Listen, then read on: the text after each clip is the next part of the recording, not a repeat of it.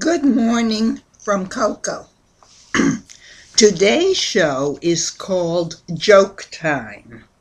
Here goes a woman who was on a shopping trip. She began her day finding perfect shoes in the first shop and a beautiful dress in the second. In the third shop, everything was on sale at 50% off. When her cell phone rang, it was a woman doctor notifying her that her husband had been in a car accident and was in critical condition in the ICU. The shopper said to tell her husband that she would be there as soon as possible. As she hung up, she realized that this was her best shopping day ever since she decided to go. So then she decided to go to a few more shops before heading to the hospital. She shopped the rest of the morning and had coffee and dessert at the shop. She was jubilant. Then she remembered her husband and drove to the hospital. She saw the doctor in the corridor and asked about her husband's condition. The lady doctor glared at her and shouted, "You went ahead and finished your shopping trip, didn't you? I hope you're proud of yourself. While you were out enjoying yourself, your husband has been languishing in the ICU. It may well be the last shopping trip you'll ever take. For the rest of his life, he'll require round-the-clock care, and he'll be your career." The woman was feeling so guilty, she broke down and sobbed. The lady doctor chuckled and said, "I'm just pulling your leg. He's dead. Show me what you bought." And here's Lefty. Well, thank you, Coco. It's very amusing. Here's one that I don't think I've told before. An airplane was about to crash, and it had 4 passengers aboard, but there were only 3 parachutes. The first passenger, Derek Jeter, the captain of the New York Yankees, said, "I have to get back to my baseball team if they're ever going to have a chance to win the World Series this year." And he grabbed the packet, and he jumped out of the plane. The second passenger, Michelle Bachmann, said, "God told me that I'm going to be the next president of the United States, and I have to be there to get rid of the homosexuals, the poor, the old, and the Mexicans." And she grabbed the packet next to her and leaped from the plane. The remaining passengers were a rabbi and the Pope. The Pope said, "Rabbi, you take the remaining chute. My religion says that that would be the righteous thing to do." The rabbi replied, "Pope, my religion says the same thing, but don't worry.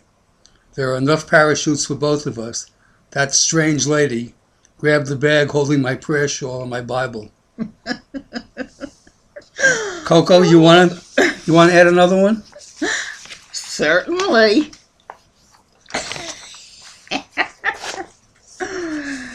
A newlywed couple wanted to join a church. The pastor told them, "We have special requirements for new parishioners. You must abstain from sex for an entire month." The couple agreed, and after 2.5 weeks returned to the church. When the pastor ushered them into his office, the wife was crying and the husband obviously very depressed. You're back so soon. Is there a problem? The pastor inquired. We're terribly ashamed to admit that we did not manage to abstain from sex for the required month, the young man replied sadly.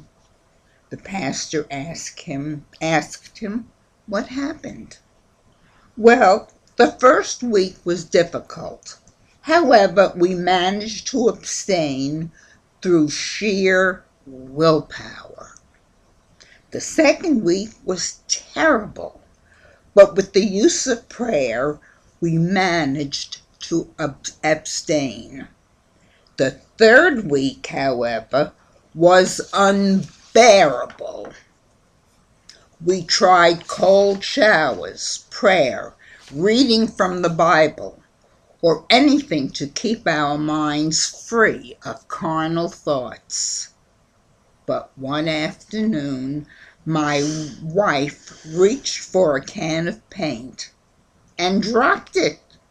When she bent over to pick it up, I noticed that she didn't have panties on, and I was overcome with lust, and I had my way with her right there and then, admitted the man shamefacedly. You understand you will not be welcome into our church, stated the pastor. We know, said the young man, hanging his head. We're not welcome at Home Depot anymore, either. Good one, Coco. I think I have time for one more. I think so. A good-looking man came into an agent's office in Hollywood, and he said, I want to be a movie actor. He was tall, handsome, and he had Broadway experience, all the right credentials. The agent asked him his name, and the man said, my name is Penis Van Lesbian. The agent said, well, I hate to tell you, but in order to get any acting parts in Hollywood, you're going to have to change your name. The man replied, the Van Lesbian name is centuries old. I will not disrespect my forebears by changing it. Not ever. Well, the agent said, well, I'll never be able to get you work. I can't represent you with that name. So be it, the man said, and he left the office. 5 years later, the agent received an envelope with a check for $50,000 and a letter. Awestruck, the agent read the letter. The letter said, Dear Sir, 5 years ago you told me that I would have to change my name from Penis Van Lesbian to get work in Hollywood, and I refused to change my name, my ancestral name. Leaving your office, I realized that you were right, but I was too embarrassed to return to your office, so I went to another agent, and I've been very successful because of your advice, and I'm sending you this check as a small token of my appreciation. Very truly yours, Dick Van Dyke. And that's it for today. That's it. Till next time. Loud with the voice of a lonely goat, lady,